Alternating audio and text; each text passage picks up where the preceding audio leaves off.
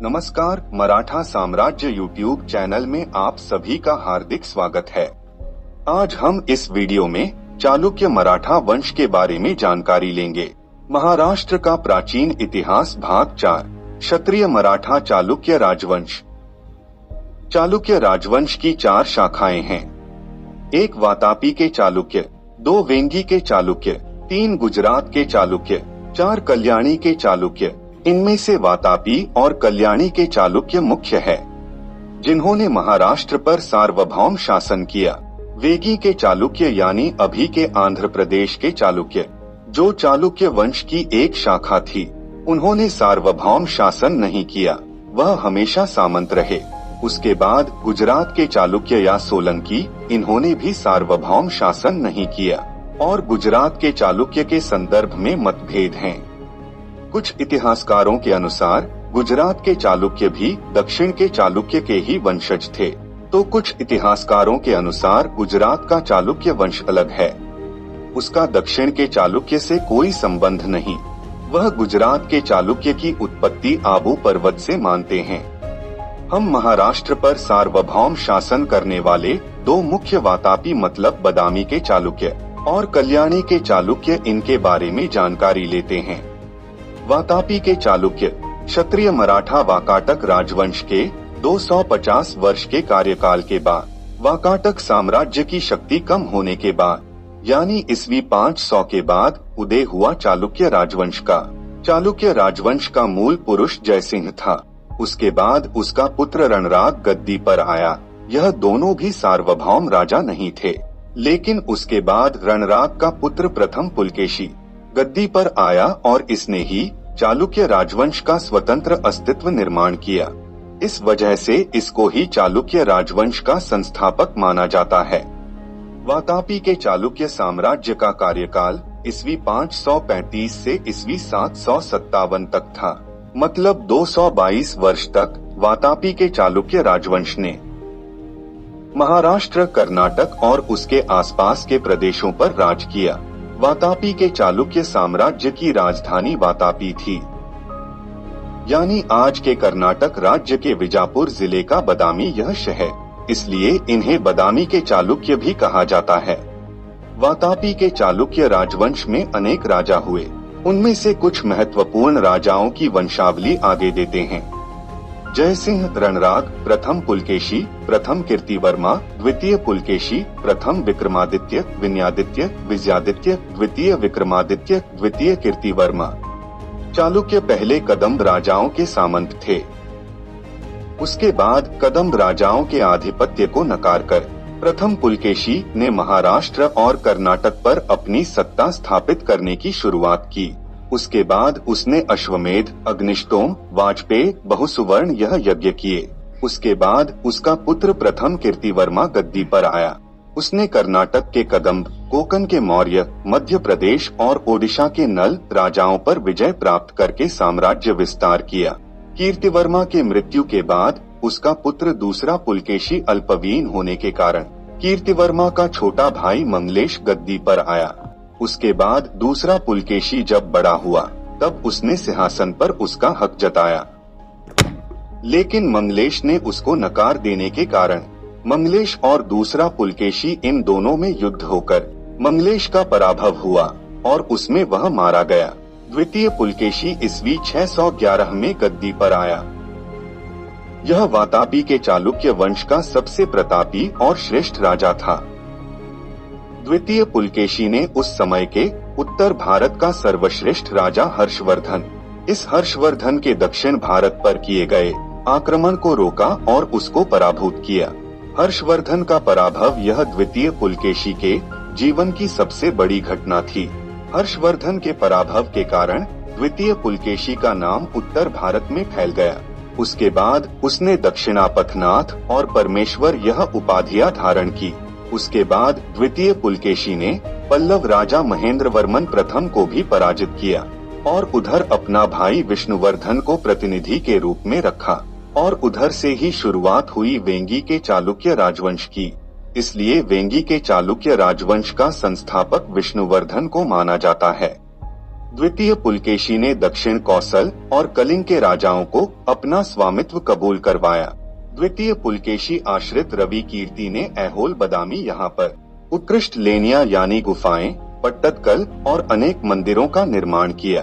द्वितीय पुलकेशी के संबंध ईरान का राजा खुसरोशी के साथ थे। द्वितीय पुलकेशी ने उत्तर में नर्मदा नदी के तट तक अपना साम्राज्य विस्तार किया। उस समय चीनी यात्री युआन च्वांग पुलकेशी के दरबार में आया था। उस समय उसने द्वितीय पुलकेशी को महाराष्ट्र का स्वामी कहा। द्वितीय पुलकेशी के बाद उसका पुत्र प्रथम विक्रमादित्य राजा बना। उसके बाद उसका पुत्र विनयादित्य गद्दी पर आया। उसके बाद उसका पुत्र विजयादित्य गद्दी पर आया। यह सर्वाधिक समय तक शासन करने वाला राजा था। उसके बाद उसका पुत्र द्वितीय विक्रमादित्य गद्दी पर आया। इसके समय ही भारत पर अरबों का आक्रमण हुआ था। वातापी के चालुक्य राजवंश का आखिरी शासक था द्वितीय कीर्तिवर्मा।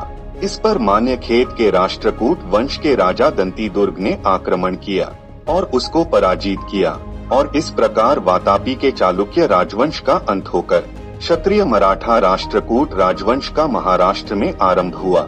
उसके बाद लगभग 200 साल महाराष्ट्र पर राष्ट्रकूटों ने शासन किया। तो दोस्तों, वातापी के चालुक्य मराठा वंश के अंत के 200 साल बाद कल्याणी के चालुक्य वंश का उदय हुआ। कल्याणी के चालुक्य मराठा वंश का मूल पुरुष तैलप द्वितीय था। इसने राष्ट्रकूट राजा कर्क द्वितीय को पराभूत करके चालुक्य राजवंश की पुनः स्थापना की। इसने कल्याणपुर को अपनी राजधानी बनाया। कल्याणपुर यानी आज के महाराष्ट्र और कर्नाटक की सीमा पर बीदर जिले का बसव कल्याण शहर। कल्याणी के चालुक्य मराठा राजवंश में भी अनेक राजा हुए। उनमें से कुछ महत्वपूर्ण राजाओं की वंशावली आगे देते हैं। तैलप द्वितीय सत्याश्रय दशवर्मा, पंचम विक्रमादित्य, द्वितीय जयसिंह, सोमेश्वर प्रथम, सोमेश्वर द्वितीय, षष्ठ विक्रमादित्य, सोमेश्वर तृतीय, जगेदकमल्ल द्वितीय, तैलप तृतीय, जगेदकमल्ल तृतीय, सोमेश्वर चतुर्थ। कल्याणी के चालुक्य मराठा वंश का कार्यकाल ईस्वी 973 से ईस्वी 1190 तक था, यानी लगभग 217 वर्षों तक कल्याणी के चालुक्य राजवंश ने महाराष्ट्र, कर्नाटक और आसपास के प्रदेश पर शासन किया। तैलप द्वितीय के बाद उसका पुत्र सत्याश्रय गद्दी पर आया। उसके बाद उसका भाई दशवर्मन गद्दी पर आया। उसके बाद उसका पुत्र पंचम विक्रमादित्य गद्दी पर आया। उसके बाद उसका पुत्र द्वितीय जयसिंह गद्दी पर आया। इसने ईस्वी 1015 से 1042 ऐसे प्रदीर्घ काल तक राज किया। उसके बाद उसका पुत्र प्रथम सोमेश्वर गद्दी पर आया। इसने चोल राजा राजेंद्र द्वितीय का पराभव किया। उसके बाद उसका पुत्र द्वितीय सोमेश्वर गद्दी पर आया। उसके बाद उसका पुत्र षष्ठ विक्रमादित्य गद्दी पर आया। षष्ठ विक्रमादित्य यह कल्याणी के चालुक्य मराठा वंश का सबसे श्रेष्ठ राजा था। इसने ईस्वी 1076 से 1126 ऐसे लगभग 50 वर्ष तक शासन किया। षष्ठ विक्रमादित्य ने चोल राजाओं को अनेक बार पराभूत किया, कांची शहर को लूटा और उसने मालवा के राजनीति में भी हस्तक्षेप किया था। इसने श्रीलंका पर आक्रमण किया था, केरल के राजा को पराभूत किया था। इसने गंगवेंगी और चक्रकोट इस पर भी विजय प्राप्त किया था। कश्मीरी कवि बिल्हन इसी षष्ठ विक्रमादित्य के दरबार में था। उसने षष्ठ विक्रमादित्य और उसके पूर्वजों पर विक्रमांक देवचारिता यह ग्रंथ लिखा। षष्ठ विक्रमादित्य ने कला और साहित्य को प्रोत्साहित किया। उसने विक्रमपुर शहर बसाया, वहां भगवान विष्णु जी के भव्य मंदिर का निर्माण कराया। उसने ईस्वी 1176 को राज्याभिषेक के शुभ अवसर पर चालुक्य विक्रम संवत शुरू किया था। उसके बाद उसका पुत्र तृतीय सोमेश्वर गद्दी पर आया। उसने मानसोल्हास यह पुस्तक लिखी और भूलोकमल्ल यह उपाधि धारण की। उसके बाद उसका पुत्र द्वितीय जगदेकमल्ल गद्दी पर आया। उसके बाद उसका पुत्र तृतीय तैलप गद्दी पर आया। उसके बाद उसका पुत्र तृतीय जगदेकमल्ल गद्दी पर आया। उसके बाद उसका पुत्र चतुर्थ सोमेश्वर गद्दी पर आया, और यह कल्याणी के चालुक्य मराठा वंश का आखिरी राजा था। इस चतुर्थ सोमेश्वर का पराभव देवगिरी के यादव मराठा राजवंश के राजा पंचमभिलम देव ने किया और इस तरह कल्याणी के चालुक्य मराठा वंश का अंत होकर महाराष्ट्र में क्षत्रिय मराठा यादव राजवंश का आरंभ हुआ। क्षत्रिय मराठा चालुक्य राजवंश का गोत्र मानव्य और भारद्वाज हैं। इनका राजचिन्ह वराह था। आज के क्षत्रिय मराठों के 96 कुल में से सालुंखे और इंगले कुल के लोग चालुक्यों के वंशज हैं।